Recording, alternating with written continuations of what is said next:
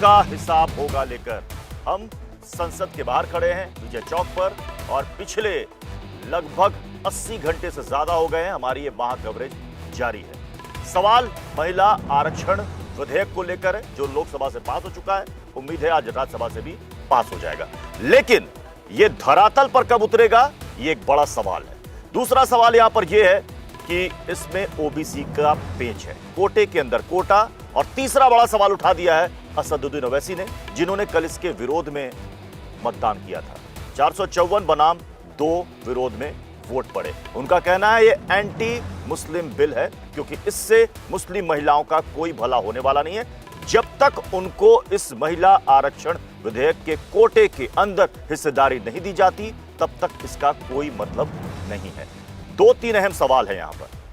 महिला आरक्षण के इस विधेयक पर यह धर्म वाला प्रयोग क्यों? सवाल यह कि अगर आरक्षण का सवाल है तो फिर धर्म पर बवाल क्यों? और तीसरा और अहम सवाल कि क्या इस ओबीसी के पेंच की वजह से यह मामला लटक जाएगा या फिर आगे बढ़ पाएगा? कितनी तेजी से बढ़ पाएगा?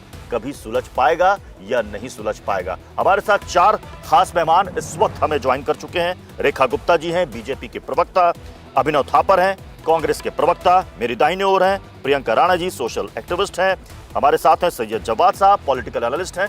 मैं इन सबसे चर्चा की शुरुआत करूं, लेकिन इससे पहले एक छोटी सी रिपोर्ट देखिए। हमारी सरकार आज एक प्रमुख संविधान संशोधन विधेयक प्रस्तुत कर रही है।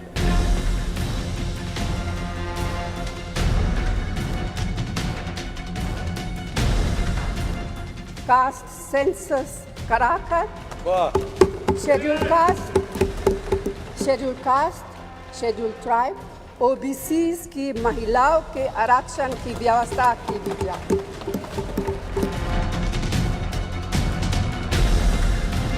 To the OBC women and to the Muslim women, sir, where their representation in this August House is minimal, very less. Secondly, sir, we know that Muslim women are 7% of the population, but in this Lok Sabha, their representation only 0.7%.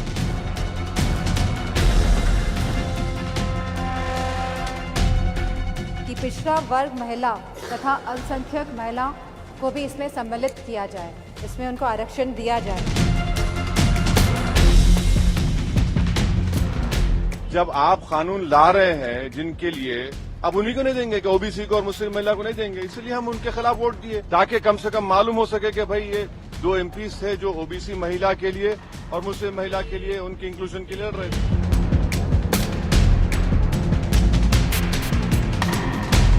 बिल्कुल आना चाहिए, क्यों नहीं आना चाहिए? आज दुनिया की आधी आबादी 50% हो गई तो लाना चाहिए और आना भी चाहिए। हम लोग इसका समर्थन करते हैं।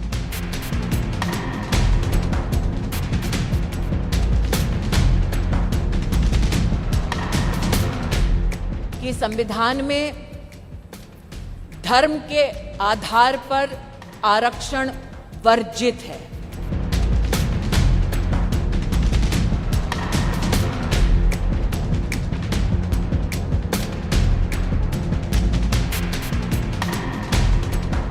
जल्दी से जल्दी जो हमने कास्ट सेंसस किया था उसका डेटा आप रिलीज कीजिए और अगर आप नहीं करेंगे तो हम कर डालेंगे।